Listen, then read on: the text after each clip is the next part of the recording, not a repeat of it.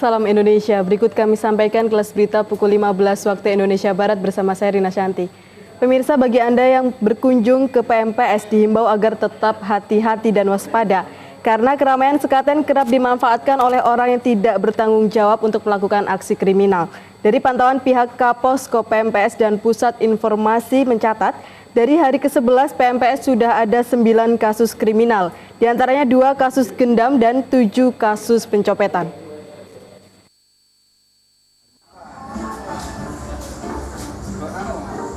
Lihatlah ekspresi gadis ini saat tersadar jika ia telah kehilangan handphone miliknya. Dengan diantar temannya, ia melaporkan kejadian tersebut kepada pihak kepolisian dan pusat informasi di PMPS Selasa malam. Dari penuturannya, ia mengaku kehilangan HP di arena permainan kora-kora. Sebelumnya, ia merasa dipantau oleh 3 orang saat berada di kawasan tersebut, namun ia tak memperdulikannya karena asik dengan keramaian PMPS. Alhasil, barang berharganya pun raib. Menurut Kaposko PMPS Ibtu Hadiwiono, dari penyelenggaraan PMPS yang masuk hari ke-11 ini, ada 9 kasus kriminalitas, diantaranya 2 kasus gendam dan 7 kasus pencopetan. Kriminalitas yang dilakukan pelaku sudah terencana dan dilakukan tim, yakni 3 hingga 5 orang, dan mereka sudah lihai beroperasi. Pelaku berada di keramaian dan berakting menjatuhkan diri. Agar korban lengah sehingga komplotannya dapat mengambil barang berharga korban. Khusus untuk gendam, biasanya pelaku menepuk bahu korban. Untuk melawan gendam, masyarakat diimbau agar tidak melamun dan tetap fokus. Rombongan, minim 3 sampai 5 orang, rombongan berjejak-jejakan, satu pura-pura menjatuhkan diri sehingga korban lengah. Korban lengah terus diambil dompetnya, dioperkan temannya. Namun dari pihak kepolisian sudah melakukan antisipasi, yaitu baik tertutup ataupun terbuka, sudah masuk ke dalam. Namun ya kita namanya antisipasi belum bisa menangkap, tapi kita tetap berusaha dari pihak Pol PP, Polsek, Koramil dan pihak lainnya, kita tetap melakukan patroli. Sementara itu, menurut petugas Pusat Informasi di PMPS Warjono, dari keterangan beberapa korban, pelaku kejahatan sering melakukan aksinya di arena permainan, aul-aul, dan arena keramaian yang lainnya. Ia juga menambahkan pusat informasi juga menyimpan barang tersisa dari pencopetan yang ditemukan oleh masyarakat, baik dompet kosong, STNK, SIM, tas, kunci motor, dan kartu mahasiswa. Pelaku kejahatan ini, karena kebetulan mereka adalah berombongan, dia selalu merangsek korbannya. Dan mereka yang melapor ke sini juga merasakan seperti disek-disek gitu loh. Padahal situasi tidak begitu anu. Dengan adanya kejadian tersebut, pihak kepolisian juga lebih berjaga-jaga di beberapa titik PMPS, baik berseragam maupun berbaju sipil. Namun pihak kepolisian hingga kini masih belum bisa menangkap pelaku. Meski demikian, masyarakat juga diimbau untuk proaktif dan tidak hanya berharap pada pihak keamanan.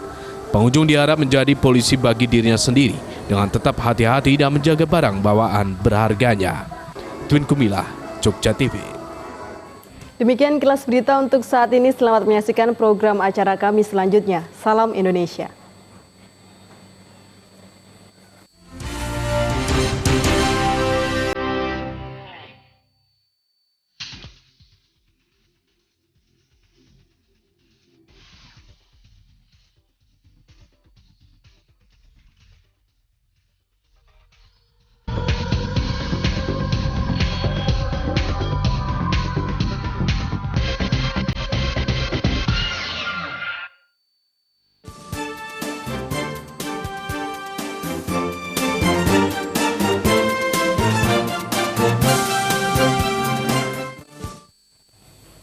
Salam Indonesia. Halo pemirsa, selamat sore. Senang sekali di sore hari ini kita dapat kembali berjumpa bersama saya Angga Pradipta dalam Bincang Hari Ini.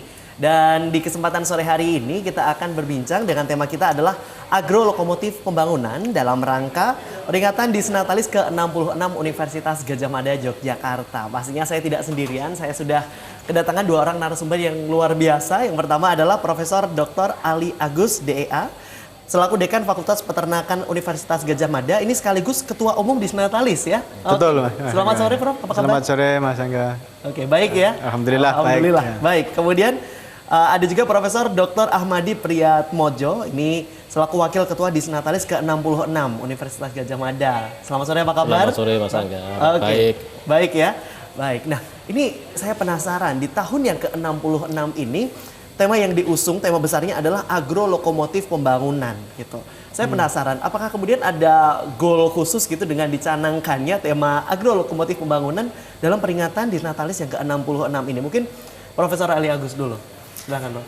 Baik, terima kasih Mas Angga. Selamat sore para penonton di studio maupun dimanapun berada. Kebetulan tahun ini Disnatalis yang ke-66 Universitas Gadjah Mada mendapat giliran kawan-kawan dari agrokomplek, jadi kedokteran hewan, pertanian, teknologi pertanian, kehutanan, dan peternakan. Nah, tema yang diusung terkait dengan bagaimana penguatan sinergi dan inovasi mendukung agro sebagai lokomotif pembangunan. Kenapa tema ini diangkat? Ada beberapa pertimbangan. Yang pertama bahwa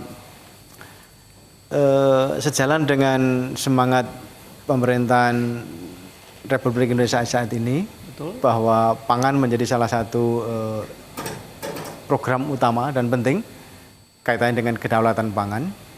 Kemudian yang kedua, sebenarnya kalau kita bicara agro itu tidak cukup hanya sebagai bahan pangan. Agro itu punya setidaknya 3 peranan penting yang selama ini nampaknya kita ignoran atau tidak begitu banyak memperhatikan. Baik. Yang pertama jelas agro sebagai bahan baku pangan ya, termasuk sumber karbohidrat, protein nabati maupun hewani ya. Kalau hewani ya daging, telur, susu. Kalau nabati ya tentu termasuk tahu, tempe, dan seterusnya. Bahan baku pangan. Yang kedua, agro juga sebagai bahan baku energi. Energi? Iya, karena fosil lama-kelamaan akan habis. Sehingga kita harus memikirkan sumber energi terbarukan. Itu mau tidak mau berasal dari agro.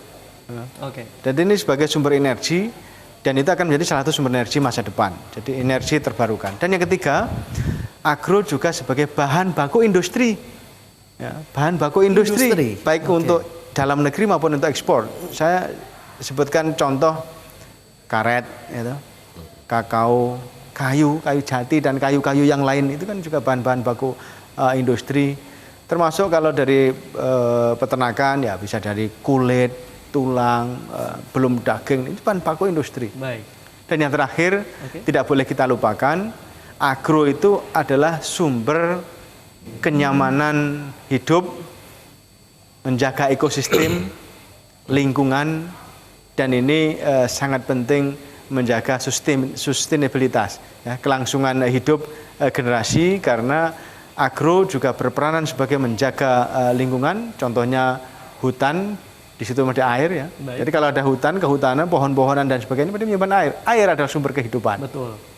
Oleh karena itu kita harus menjaga sektor-sektor agro ini untuk bahan pangan, bahan baku industri, bahan baku energi, dan juga kenyamanan hidup, ekosistem lingkungan kita, supaya hidup kita, hidup generasi yang akan datang itu bisa berkelanjutan, ramah lingkungan, dan memakmurkan bumi. Nah, itulah kira-kira sedikit filosofinya. Baik, luar biasa. Jadi mungkin kita sudah sedikit terbuka gitu ya dengan tema dari agro sebagai lokomotif pembangunan. Seperti itu sebenarnya tema besarnya.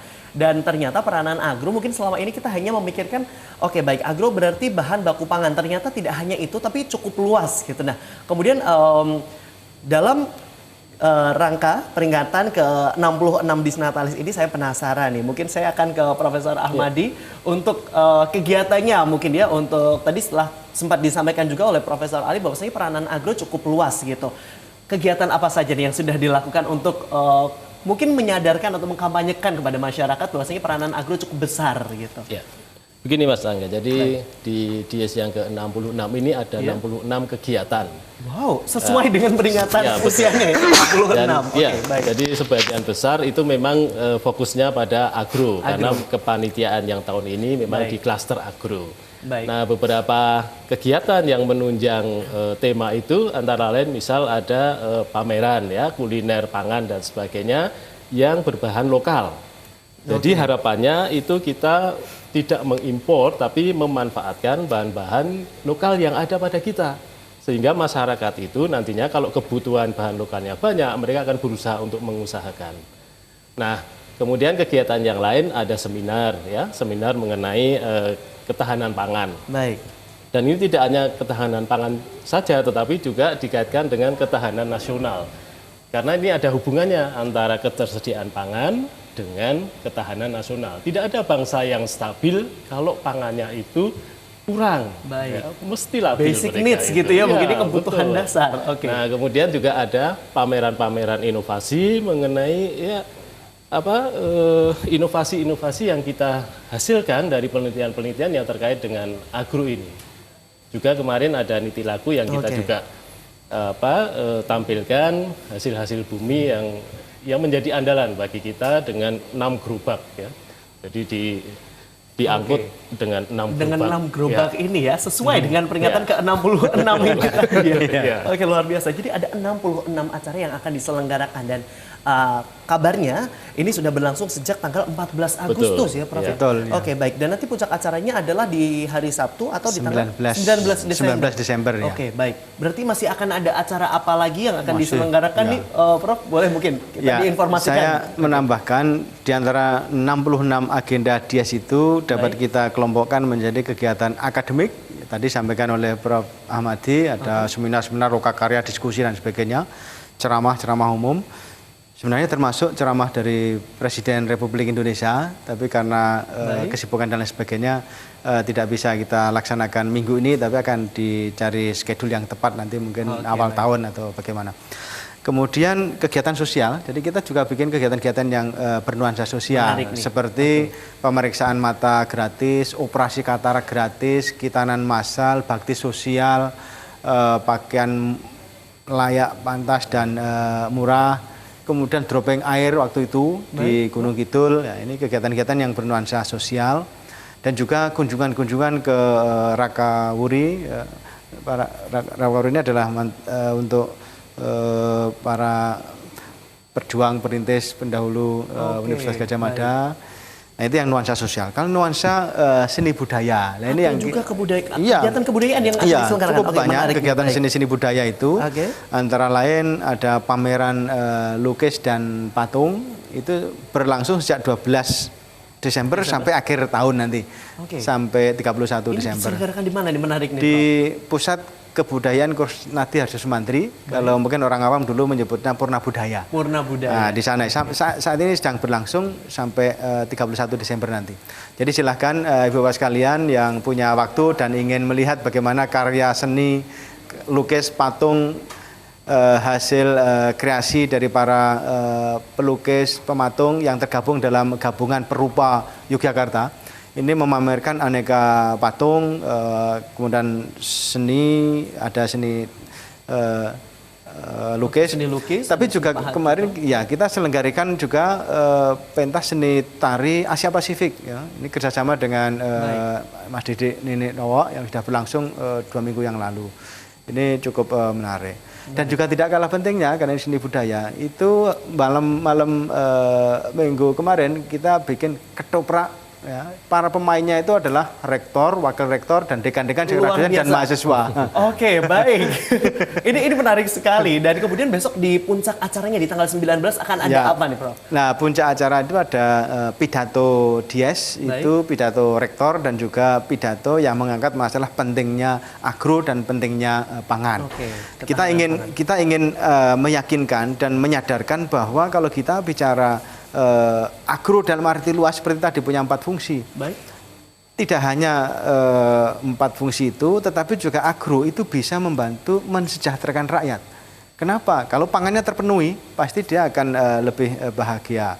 Ya, pangan terpenuhi, kemudian lingkungannya aman, energi tercukupi, bahan baku industri bisa menciptakan lapangan pekerjaan. Inilah kenapa agro lokomotif pembangunan membantu daya saing bangsa dan juga kesejahteraan rakyat. Nah, yang terakhir puncak acara itu nanti 19 Desember pas hari lahirnya Universitas Gadjah Mada. Di samping pidato Dies Rektor itu untuk menyampaikan capaian-capaian Universitas Gadjah Mada selama ini, nanti juga ada pidato dari pakar terkait dengan tema Dies kita, ya persoalan pangan, ketahanan nasional dan kedaulatan bangsa. Kira-kira itu nanti akan disajikan pada saat puncak acara Dies 19 Desember, dan sekaligus nanti juga ada expo inovasi Universitas Gadjah Mada untuk kesejahteraan masyarakat, dan itu bisa dimanfaatkan oleh para pengguna. Nah, itu petani, peternak. Diselenggarakan di Geraha Sabha Pramana. Ya. Jadi bersamaan dengan acara puncak acara Dies itu nanti untuk menyampaikan kepada publik bahwa UGM punya beberapa capaian paket apa teknologi saja nih ya yang telah demikian, oke, ya, baik. ya. Oke, Profesor Ahmadi ada yang ingin ditambahkan mungkin? Mungkin satu yang agak terlupa yaitu wayang kulit tadi ya. Ya. Belum, ya. Oh, ada juga pagelaran wayang kulit nih. Terakhir itu nanti Terakhir. tutup acara ya. Oke, luar biasa dengan ini berarti. lakon Dewi Sri. 19 malam ya. Sesuai Dewi Sri, dengan temanya makanya, ya. Oke, ya, Dewi Sri. Dewi Sri kan Baik. perform wakil dari agro. Gitu kan. Oke, Dewinya Dewi Sri itu pertanian, simbol kesuburan lahan pertanian termasuk padi. Maka kita harus menghormati padi, bahan pangan pokok kita, sehingga kita harus nguri-uri bagaimana padi itu sumber pangan, sumber kehidupan. Luar biasa, cakupannya cukup luas saya ya. Oke, saya Betul, pikir ya. ternyata tidak hanya berbicara tentang agro, tetapi juga mencakup banyak aspek. Seperti tadi yang telah disampaikan, baik di sisi akademis, sosial, maupun kebudayaan, semuanya ada. Nah, kira-kira detail acaranya akan seperti apa nanti akan kita bahas lagi. Kemudian ketahanan pangan, sejauh mana mungkin ya Indonesia dalam mencapai mungkin yang disebut sebagai ketahanan pangan. Nanti di segmen berikutnya kita akan bahas. Pastikan Anda tetap bersama kami di Bincang hari ini, kami akan segera kembali.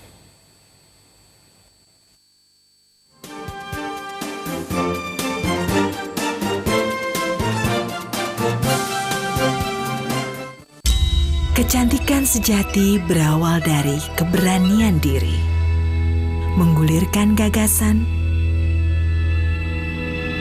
memadukan tradisi dan inovasi, melangkah dengan percaya diri, berkomitmen menjadi yang terbaik, genggam selalu yang pertama dan terbaik, Safecare.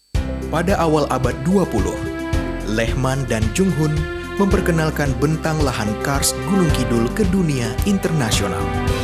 Kars Gunung Kidul merupakan bagian dari Pegunungan Sewu di sepanjang pantai selatan Pulau Jawa yang bermula dari Gunung Kidul, Wonogiri, hingga Pacitan.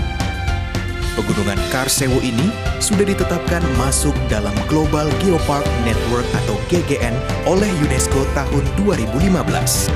Namun, seperti pegunungan Kars lain di dunia, Kars Gunung Kidul tidak lepas dari ancaman penambangan.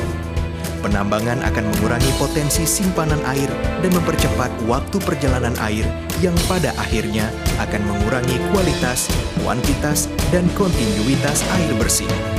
Apakah nantinya Jogja akan hilang dari peta Kars dunia? Mari selamatkan Kars Gunung Kidul dari ancaman kerusakan.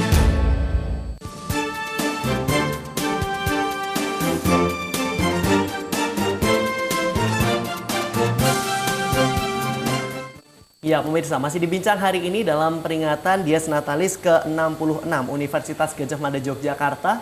Kali ini tema besar yang diusung adalah agro sebagai lokomotif pembangunan. Menarik sekali. Setelah tadi kita telah menyimak mungkin rangkaian acaranya cukup panjang, saya penasaran nih. Baik, selaku Ketua Umum nih, saya ke Profesor Ali Agus terlebih dahulu. Persiapannya sudah dari kapan nih Prof? Ya, kebetulan persiapannya kita mulai bulan Juni kelihatannya ya. Oke, bulan baik, Juni. bulan Juni. Jadi memang persiapannya tidak begitu tetapi begitu karena panjang. Oke, baik. ya karena spirit kita adalah membangun sinergi. Baik. Maka rangkaian tema besarnya di samping tadi agro lokomotif pembangunan, tapi sebenarnya melalui penguatan sinergi dan inovasi kita berharap setiap unit, setiap pihak, internal Universitas Gadjah Mada maupun dengan eksternal, kita membangun sinergi. Sinergi itu sebenarnya simbolnya juga gotong royong. Ya, bersama-sama, gotong royong itu berbagi beban dan berbagi peran, sehingga kita melibatkan tidak hanya mahasiswa, dosen, tetapi juga alumni yang tergabung dalam Kagama untuk ikut berkiprah. Makanya kalau minggu lalu, hari Ahad yang lalu, hari Minggu itu ada acara Niti Laku dan Parade Budaya Nusantara. Itu diikuti oleh alumni dari Sabang sampai Merauke dan cukup banyak kelompok-kelompok seni, seniman, tari, bahkan dari Akademi Angkatan Udara juga menyumbangkan partisipasinya berupa drum band, kemudian satu lagi yang dari Angkatan Udara itu museum, jadi Museum Dirgantara juga menyumbangkan agenda atau kegiatan berupa helikopter yang ikut di paradekan. Parade dari alun-alun utara Yogyakarta sampai ke Bulak Sumur. Juga olahraga tadi yang saya agak kelupaan, mohon maaf. Ada juga olahraga. kegiatan olahraga nih. Sekarang masih berlangsung seperti futsal, badminton, tenis. Yang cukup jauh adalah olahraga bersepeda.